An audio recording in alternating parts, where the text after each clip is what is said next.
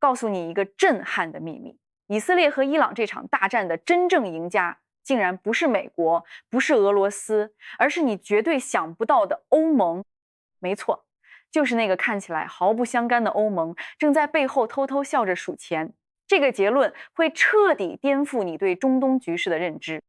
我跟你说，如果你现在还认为中东就是美俄两个超级大国在下棋，那你就太 out 了。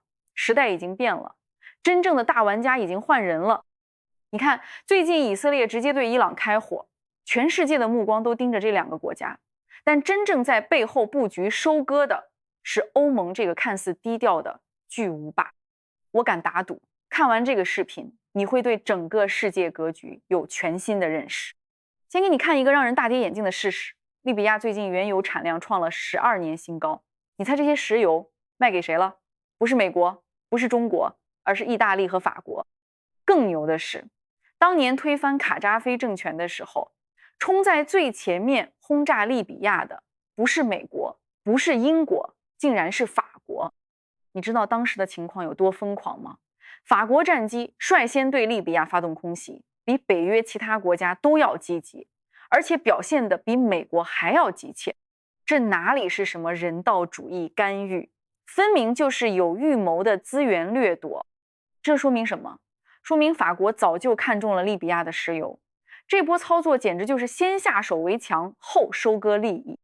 你看现在利比亚的石油源源不断地流向欧洲，法国和意大利成了最大受益者。这种长远布局能力，美国都得服气。再看叙利亚，这个案例更精彩。阿萨德政权刚倒台，欧盟的动作快得惊人。你知道吗？欧盟立马就开始跟新政府接触，而且他们带去的不是军事援助，而是经济重建方案和贸易协议。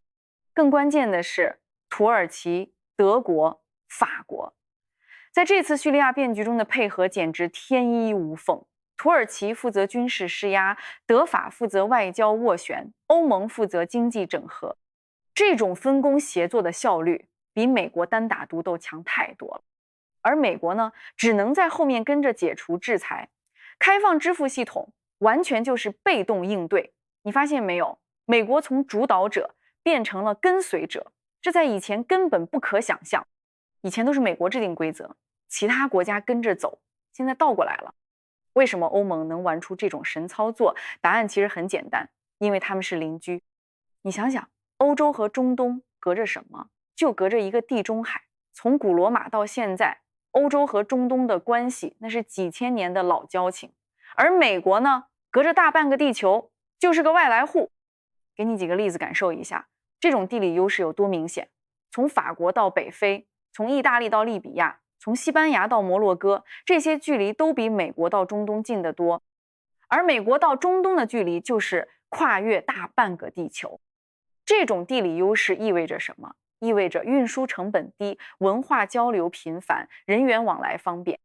欧洲人可以轻松到中东做生意、投资、旅游，而美国人去一趟中东需要跨越大半个地球，成本高昂又耗时费力。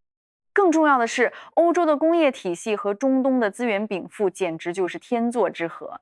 中东有石油、天然气，欧洲有先进制造业和技术，这种互补性比美国和中东的关系要天然的多。美国能在中东称王称霸，靠的是什么？就是钱多，可以不计成本的砸钱。但现在美国也扛不住了，川普明确表示要减少在中东的投入。你说美国在中东烧了几万亿美元，最后得到了什么？一地鸡毛。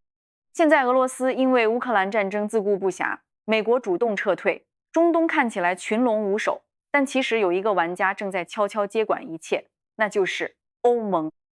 欧盟的手段比美俄都高明，它不像美国那样大张旗鼓的派军舰，也不像俄罗斯那样直接军事干预，而是用一种更巧妙的方式经济整合。具体怎么做的？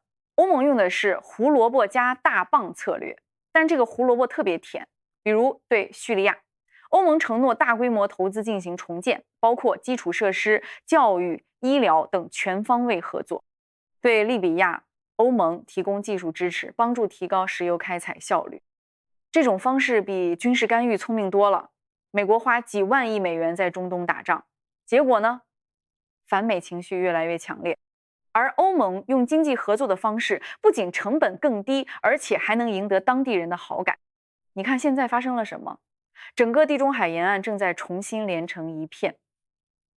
西班牙和英国刚就直布罗陀达成新协议，叙利亚可以重新使用国际支付系统，利比亚石油大量出口到欧洲，甚至连以前跟欧洲关系紧张的土耳其，现在都积极配合欧盟的中东政策。这不就是一个新的贸易圈在形成吗？更绝的是，现在的国际形势对欧盟特别有利。你知道为什么吗？因为俄罗斯和以色列帮了欧盟大忙。俄乌冲突越激烈，欧洲内部就越团结，大家都怕俄罗斯。以色列对巴勒斯坦越狠，阿拉伯世界就越愤怒。但这种愤怒主要是冲着以色列去的，不是冲着欧洲去的。结果就是，欧盟可以一边跟阿拉伯世界合作能源贸易，一边因为俄乌冲突保持内部团结，这简直就是躺赢。欧盟甚至敢制裁以色列官员了，这在以前根本不敢想象。但现在欧盟有底气了，因为它有了更好的合作伙伴。那以色列和伊朗这场冲突对欧盟到底意味着什么？简单来说，不管谁赢，欧盟都是赢家。如果以色列赢了，中东更稳定，欧盟可以放心投资；如果伊朗妥协了，欧盟就可以像收编叙利亚一样，把伊朗也纳入自己的经济圈。这就是为什么我说欧盟在偷偷笑，它不用打仗，不用承担风险，但可以收获最大的利益。你可能会问，伊朗那么大，那么复杂，真的这么容易搞定吗？确实，伊朗的地形复杂得跟阿富汗差不多，想用军事手段征服它几乎不可能。但问题是，伊朗犯了一个致命错误，他把所有问题都怪罪于外部制裁，而不反思内部发展。你看叙利亚是怎么垮的？从阿勒颇到大马士革，整个国家最核心的经济走廊竟然只有一条高速公路，反政府武装把这条路一炸，整个国家就瘫痪了。这说明什么？基础设施太薄弱，经济缺乏韧性。更要命的是，阿勒颇这个叙利亚第2大城市，跟土耳其的贸易往来竟然比跟首都大马士革还要频繁。这暴露了什么问题？国家内部经济整合度太低，各个地区各自为政，缺乏有效的统一市场。这种情况下，一旦出现外部冲击，国家很容易分崩离析。想想看，如果一个国家的不同地区跟外国的联系比跟本国首都的联系还密切，这个国家还有什么凝聚力可言？伊朗如果继续把精力放在对外冲突上，而不是内部建设上，迟早也会走叙利亚的老路。伊朗现在的问题是什么？经济制裁导致技术落后，基础设施老化，年轻人就业困难，这些才是真正的危机。但这里有个更深层的逻辑，不管伊朗最后是发展起来了，还是政权更迭了，又或者被以色列打败了，最终结果都一样，它会被更大的经济体系整合。为什么？因为只有足够大的经济体才能消化伊朗这样的国家。德国、法国单独面对伊朗肯定搞不定，人家比他们都大。但站在欧盟这个整体角度，完全有能力整合伊朗。这就涉及到一个核心问题，在当今世界，真正决定命运的不是军事力量，而是经济体系的规模。我给你举个最典型的例子，非洲的尼日尔前2年搞了个大动作，把中国的矿产企业强行收缴了。当时很多人说这是反殖民主义的胜利，结果呢，没过多久，尼日尔又乖乖地把企业还回来了。为什么？因为离开了中国的技术和市场，那些矿产就是一堆废土。这个例子太能说明问题了。你可以通过政治手段改变资源的名义归属，但改变不了实际的价值归属。澳大利亚的铁矿石最终还是要卖给中国才能变钱，就算澳大利亚被外星人占领了，这个逻辑也不会变。同样道理，中东的石油天然气最终还是要流向最大的消费市场，而在未来，欧盟主导的地中海经济圈很可能就是这个最重要的市场。所以说，以色列和伊朗现在打得再激烈，本质上就是在争夺一个问题：将来是被美国体系整合，还是被欧盟体系整合？从各方面条件看，欧盟都更有优势，地理位置更近，历史联系更深，整合成本更低，可持续性更强。这就是为什么我说，不管这场冲突结果如何，欧盟都是最大赢家。他用最小的成本获得最大的收益。这种四两拨千斤的策略，比任何军事行动都高明。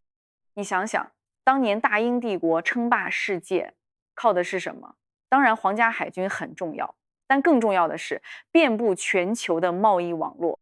军事力量保护经济利益，但经济利益才是霸权的真正基础。今天也是一样，谁能建立最高效、最稳定的经济合作体系，谁就能在未来竞争中占主动。而在中东这个关键地区，欧盟已经抢占了先机。当然，这个过程不会一帆风顺，美国不会轻易放弃，以色列也会想办法把美国绑在中东。但从长期趋势看，欧盟在中东的影响力上升几乎不可逆转。为什么？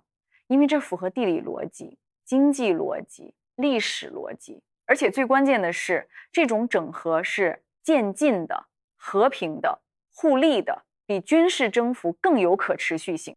所以说，以色列伊朗打得再激烈，也只是这个大变局中的一个插曲。真正的大戏是欧盟如何悄无声息地重新整合整个地中海地区。这场游戏才刚刚开始，但很多关键棋子已经落位了。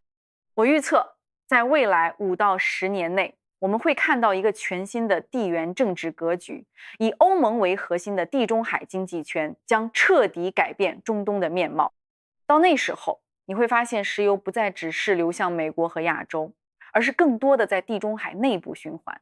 中东的年轻人不再梦想去美国留学，而是更愿意去德国、法国接受教育。中东国家的基础设施建设不再依赖中国的一带一路，而是更多的使用欧洲的技术和资金。这种变化将是渐进的，但也是不可逆转的，因为它符合地理逻辑、经济逻辑、文化逻辑。你觉得最终会是什么结局？欧盟真的能成为新的中东之王吗？如果这个视频颠覆了你对中东局势的认知，请一定要点赞告诉我，在评论区说说你的看法。你觉得欧盟真的能成为中东的新主人吗？别忘了订阅我的频道，我会持续为你揭秘那些媒体不会告诉你的国际局势真相。我们下期再见。